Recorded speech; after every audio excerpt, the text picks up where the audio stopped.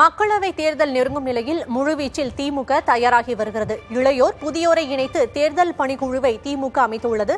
விவரங்களை செய்தியாளர் ரமேஷிடம் கேட்கலாம். ரமேஷ், திமுக தேர்தல் பணிக்குழுவை அமைத்திருக்கிறது. திமுகவின் வியூகம் என்ன?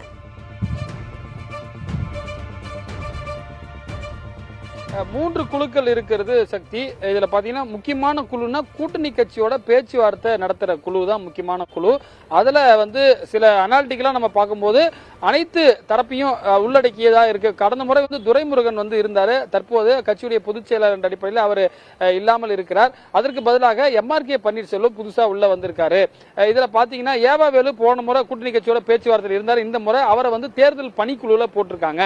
இதுதான் முக்கியமா. அதாவது பாத்தீங்கன்னா தேர்தல் அறிக்கையை தயாரிக்க குழுவில் எடுத்தோம்னா திமுக இருக்கக்கூடிய அனைத்து அணிக்கும் ஒரு முக்கியத்துவம் கொடுக்கறத நம்ம பார்க்க முடியுது. மருத்துவர் அணி, மாணவர் அணி, அயலக அணி, இது மாதிரி அனைத்து ரெப்ரசன்டேட்டிவும் உள்ளடக்கி இருக்கணும் அப்படின்றது மாதிரி. இப்ப மாநகராட்சியில் இருக்கக்கூடிய பிரச்சனைகள் என்ன அப்படின்றதுக்காக மேயர் பிரியாவை போட்டிருக்காங்க. அவங்களுக்கு கட்சியில ஒரு 30 வயசு தான் இருக்கு.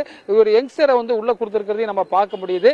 அதே போல டி.கே. இளங்கோவன் போன்றவங்க இருக்காங்க. கடந்த முறை தேர்தல் அறிக்கை குழுவுடைய தலைவராக டி.ஆர். பாலு இருந்தார். ஆனா இந்த முறை கனிமொழி கருணாநிதிக்கு முக்கியத்துவம் கொடுக்கிறது நம்ம பார்க்க முடிகிறது. சில மாற்றங்கள் கட்சிக்குள்ள நடந்திருக்கிறதையும் நம்மளால பார்க்க முடிகிறது. பாத்தீங்கன்னா மருத்துவர் எழில நாகதன் மருத்துவத்துறை சார்ந்து பேசுவார். அயலக அணியிலிருந்து புதுக்கோட்டை எம்எல் அப்துல்லா இருக்காரு. இது போன்று அனைத்து தரப்பு மக்களையும் கவர் பண்ணணும், அனைத்து சமுதாய மக்களையும் கவர் பண்ணணும் அடிப்படையில் இருக்கிறத நம்ம ஒரு அனாலிட்டிக்கலா பார்க்க முடியுது. டி.ஆர். பாலு இந்த கூட்டணி கட்சியுடைய பேச்சுவார்த்தை குழுவுக்கு வந்திருக்கிறதுனால ஒரு ஆட் பார்கெனிங் இருக்கும். கூட்டணி கட்சிக்கு சீக்கிரமா சீட்டு தந்துட மாட்டாரு, கேட்கறதுக்கு உதவியும் கொடுத்துட மாட்டாரு அப்படின்றதே நம்ம அனாலிட்டிக்கலா பார்க்க வேண்டியதா இருக்குது. இந்த தேர்தல் பணிக்குழு ரொம்ப பினான்சியலா முக்கியமான ஒரு டீம். ஏன்னா கே.என். நேரு, ஏவாவேலு போன்றவர்கள் தேர்தல் செலவுலையும் பார்க்கணும். ஏன்னா தேர்தல் ஒரு பெரிய செலவுள்ள ஒரு வேலை. எனவே அதற்கான பணிகளிலும் முக்கியமான ஆட்களை போட்டிருக்காங்க அப்படின்றதையும் நம்ம பார்க்க முடியுது. திருச்சி சிவா போன முறை தேர்தல் அறிக்கை குழுவில் இருந்தார். இந்த முறை அவர் பேர் மிஸ்ஸிங் ஆயிருந்தது. திருப்பியும் ஒரு ரிவைஸ்டு பிரஸ் லிஸ்ட்ல அவர் பேர் சேர்க்கப்பட்டிருக்கிறதையும் கேட்கணும். காலையில தேர்தல் பணிக்குழு அறிக்கையை வெளியிடும் போது அதுல திருச்சி சிவா பேர் இல்ல, இப்போது இணைக்கப்பட்டிருக்கே, எதற்காக அது?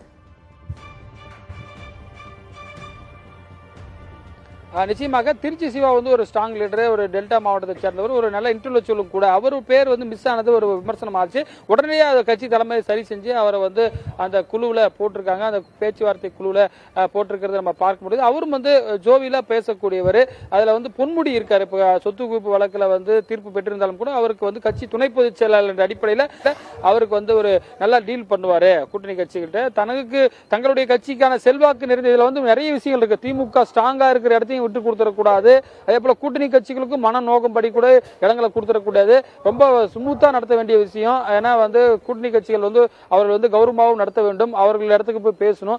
கட்சி தலைவர்கிட்ட உடனே இன்ஃபார்ம் பண்ணுவோம், சார் இந்த தொகுதி அவங்க கேட்கறாங்க, இதுக்காக சில காரணங்கள்லாம் சொல்லி விலக்கி சொல்லணும். எனவே ஒரு சவால் நிறைந்த பணினா அந்த கூட்டணி கட்சியோட பேச்சுவார்த்தை நடத்துற பணி. அதே போல பினான்சியல் டீம்னா அந்த ஒருங்கிணைக்க கோஆர்டினேஷன் கமிட்டி, வேலு, நேரு போன்றவர்கள்லாம் இருக்காங்க. அவங்க அந்த பினான்சியல் சம்பந்தமான விஷயங்கள், செலவுகளை பார்ப்பாங்க. எப்படி ஃபண்ட் மொபைலைஸ் பண்ணணும், எப்படி கொண்டு போகணும் அப்படின்ற விஷயங்கள்லாம் பார்ப்பாங்க. மற்றபடி இந்த தேர்தல் அறிக்கையை பாத்தீங்கன்னா தொகுதி வாரியா போடுவோம் அப்படின்னு சொல்லியிருக்காங்க. ஒவ்வொரு எம்பி கான்ஸ்டிட்யூன்சிக்கும் ஒரு தேர்தல் அறிக்கையை போடுவோம்னு சொல்லி டி.கே. இளங்கோவன் சொல்லியிருக்காரு. அனைத்து தரப்பையும் கருத்துக்களை கேட்போம்னு சொல்லியிருக்காரு. வணிகர்கள்ட்ட பேசுவாங்களாமா, விவசாயிகள்ட்ட பேசுவாங்களாம். பல தரப்பையும் பேசி ஒரு ஃபைனல் பண்ணி அந்த புக்கு போடுவாங்க. பாத்தீங்கன்னா திமுகவுடைய தேர்தல் அறிக்கை எப்பவுமே ஒரு பேசு பொருளா இருக்கும். 2021 பல்வேறு அறிவிப்புகளை கொடுத்தாங்க. எனவே இது எந்த மாதிரியாக இந்த ஸ்ட்ராட்டஜி ஒர்க் ஆகுது அப்படின்றத நம்ம பொறுத்திருந்தா பார்க்கணும் சக்தி. மக்களவை தேர்தல் நெருங்கி வரும் நிலையில் திமுக அதன் ஏற்பாடுகளை தீவிரப்படுத்தி இருக்கிறது. கூடுதல் விவரங்களுக்கு நன்றி ரமேஷ்.